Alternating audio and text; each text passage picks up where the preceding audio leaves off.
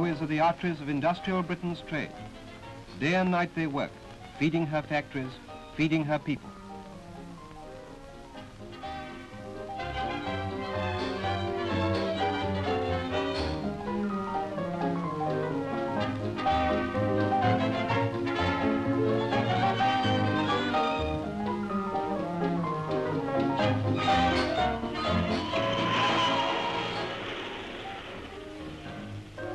In the efficient operation of British railways, many factors play their part. There are the great marshalling yards where goods trains are made up rapidly for dispatch all over the country, this one being the largest in Europe.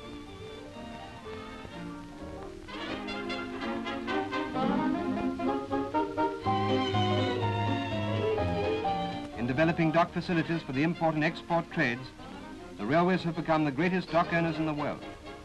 They have provided an enormous fleet of rolling stock to satisfy the infinite demands of a great nation. They have built up an organization for the collection and delivery of goods to every town and village in the country. All these and many other activities must be undertaken by the railways if they are to carry out the services required by the nation. But ultimately, it is upon the engines that any railway system must depend for efficiency and economy of operation.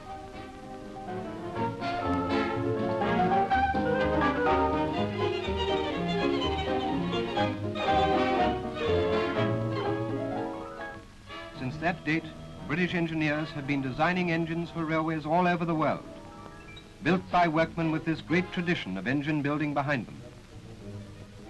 To make the frame or chassis on which an engine stands, thick steel plate is cut by oxyacetylene burners, shaped and drilled.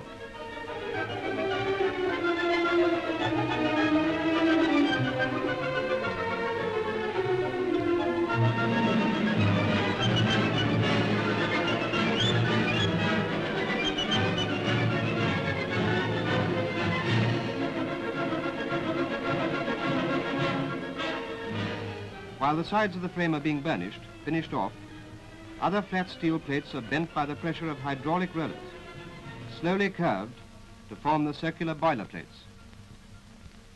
In the forge, ingots of steel are being heated to a white heat for forging into connecting and coupling rods, crankshafts and other parts of the power transmission.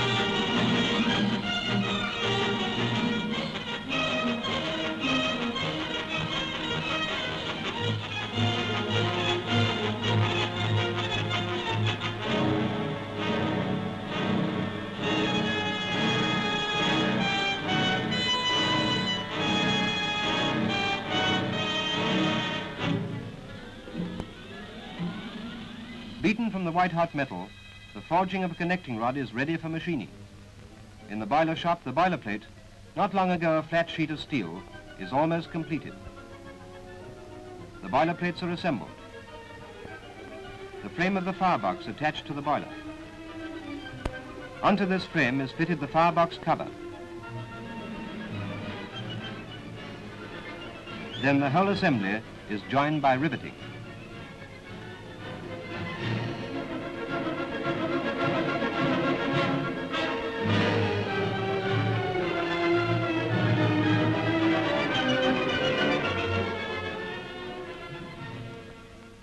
The firebox and boiler, the power plant of the engine, are nearly complete.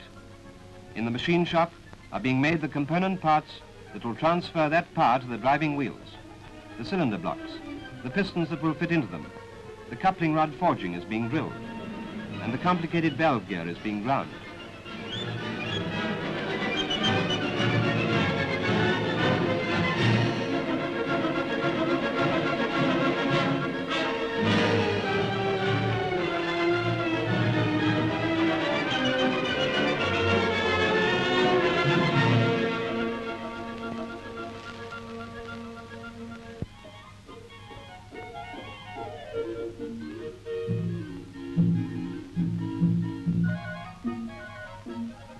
Space has been cleared in the assembly shop, ready for the laying of the frame, like the laying of a ship's keel.